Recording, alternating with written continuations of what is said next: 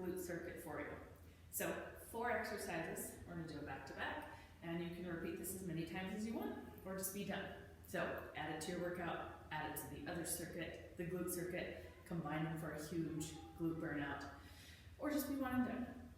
So today we're gonna do single leg glute bridges. Oh my gosh, let me check. Single leg glute bridges, narrow glute hold, we're gonna do a side plank with a clam abduction, and then finishing off, we are going to do an extension and quadruped. I don't know why I had to look at my notes there. They're just 4 exercises, but I already see, even I forget.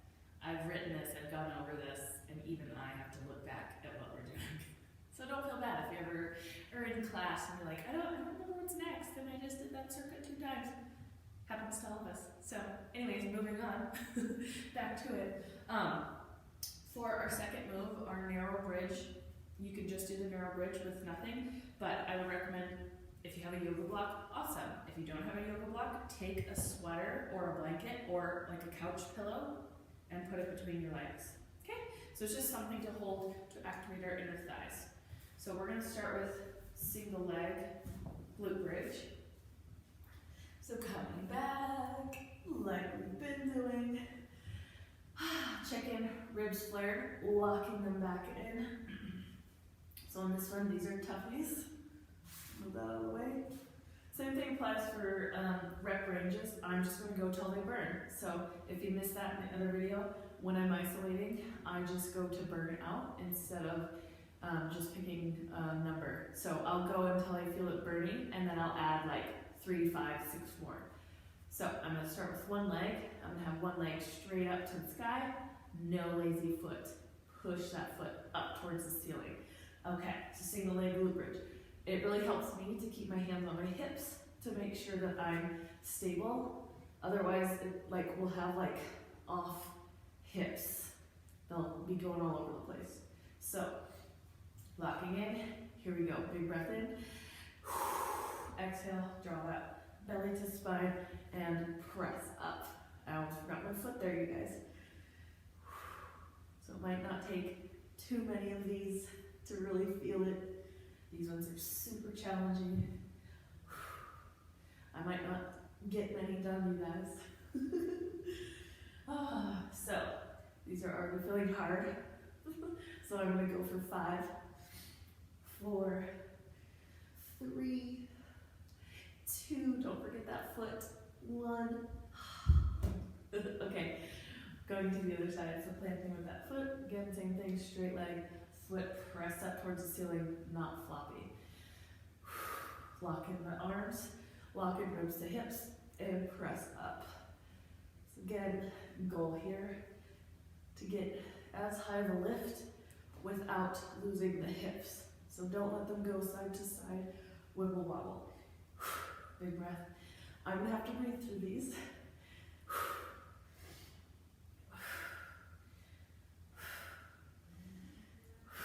Here we go.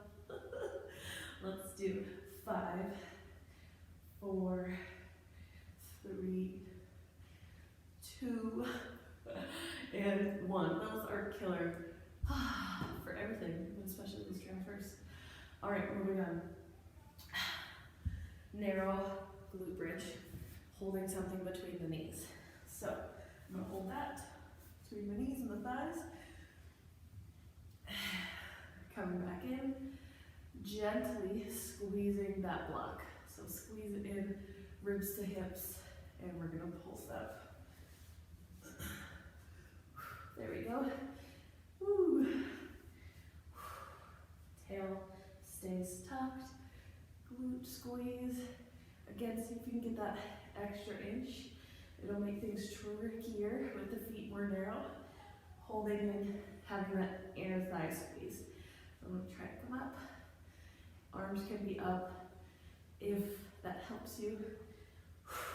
Again, going till it burns.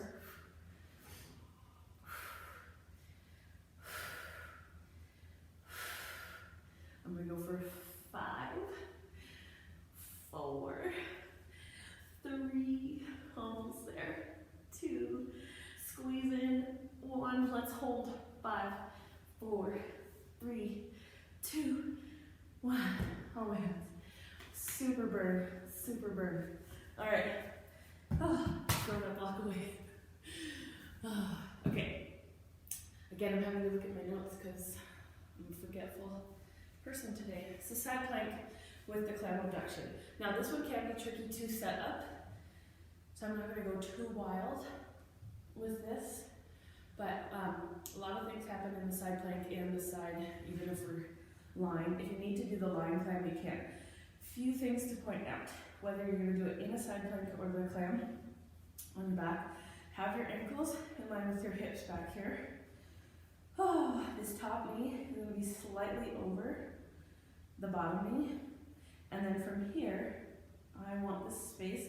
Now my left hip is higher than my right hip. So here's my right hip, here's this hip. So I'm going to lengthen down. So, see that? Crunch in. I want to lengthen. So I'm going to come up and do this in side plank. Same thing would apply. I don't want this left hip hiking up. I want it in line with the bottom, like so. So we're going to come up. You can either stay here all the way up. If you want to add a challenge to this, one thing to note, even before adding on, this is not about opening up, and again, hips opening this way. This is about isolating that hip abductor. So do not let it come back and twist back. Spine stays strict, spine stays lengthened. So this would be coming up all the way. Again, ankles are in line with my hips. I'm going to come up, I'm going to lengthen both sides, and just isolate that movement. So being on this side plank here, I'm really working those internal, external obliques, and of course the TVA. So again, a super challenging thing here is to keep the line from here to here open and not crunched, and from here to here the same length. And then tail stays tucked and squeezed down. I'm not arching my low back, and I'm not opening up too far. Okay? Okay. These are tough, you guys. Again, you can make this more challenging with a band. Let's go. 5, 4, 3, 2, and 1. Those are tough. All right. Give yourself a pat on the back. Those are hard. Okay. Other side. Again, you're welcome to do these lying on your side.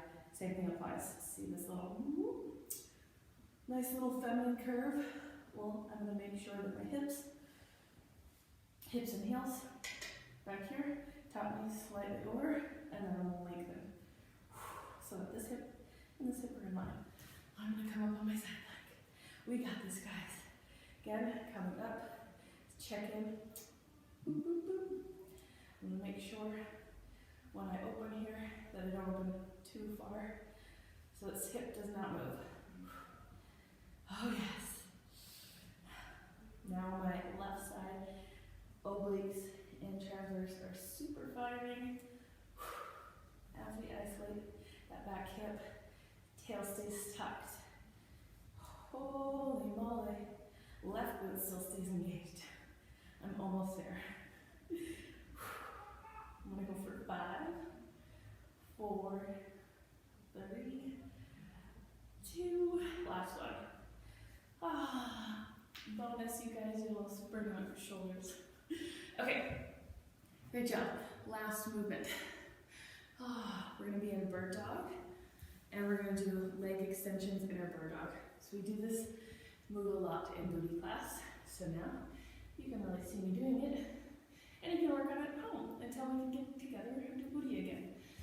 All right, so we're going to start shoulders over wrists, hips over knees. I'm going to watch there again. My wrists are now in front of my shoulders. My knees are now behind my hips. I'm too spread out. So I'm going to come back up underneath myself. Fingers spread wide, pressing the floor away so I'm not letting the shoulders sink. That's actually a shoulder movement that I won't get into right now. Pressing away. Head in line with the rest of the body. So I'm going to send one of my legs back. Now, even just extending, this is the movement we're going to do. It needs to be done slow and with control. So a huge mistake that I'll see here is this. Pop quiz time. what is moving right now? What's moving and what should not be moving? So, waiting for answers. Just kidding. What's moving is my low back, and I'm lifting too far up with my leg. So, all about this isolation movement. I'm isolating through the glute. I'm using my transverse and my deep belly muscles to keep my core and my back stable and flat. And I'm just squeezing with my butt cheek squeeze to push back. So again, just doing these until they burn. If I was to lift any higher with my leg, watch where that movement, right in my low back. So, whether you're doing this in booty or doing this in other movements, ask yourself, what am I actually trying to move right now? What am I trying to isolate? Our goal right now is to isolate our leg and our glute. So I would not want any movement in that low back. I'm burning. If you need to take a little child's pose break, do so. Roll out the wrists if you need to. Big breath. Relax. Alright, other side. You're welcome to take a longer break if you need to. Same thing, set up, shoulder to wrist, hips underneath. Alright, now I'm going to come to the other leg. Again, extending, coming back in. So this time you might be able to see it. If you were to see my butt cheek pop out from the other side, I'm rotating my hips and my low back is arching. This is a no-no. No. Might look cute, booty pop, but it's not what we're after. I'm looking to stabilize from my core, from hip to hip, and from front to back. Just squeezing with my butt cheek. So I shouldn't be able to see, unless my butt cheek was really popping. I ideally wouldn't want to see it come over my left butt cheek, if that makes sense. So again, I'm going to do a few more. You'll see my butt cheek, see my hips. I'm going to re-flatten. This is a lot harder. I'm going to breathe these ones out because these are soft. I'm almost done. Let's go for 3, 2, last one. Holy moly, you're welcome to take child's pose. Or come to crisscross applesauce. Take it forward, stretch out to the back, stretch out to the hips. Find your breath. Alright, so those are our 4 movements for our glute circuit for the day. Again, add these to a new fixing workout. Do it as a standalone. But again, I'm sharing just some of my favorite moves for core and glute. I would like to think that that's my thing. That's my thing that I really love focusing on. The core, especially for us postpartum mommies, and all the moves that are safe and effective and will actually translate over to our everyday lives, helping us with our chores, with our children, with the favorite activities we love. So I'm going to quit talking and leave you with that. Repeat that round as many times as you want to, or you can be one and done. I love you guys. I miss you guys. And I'll see you soon.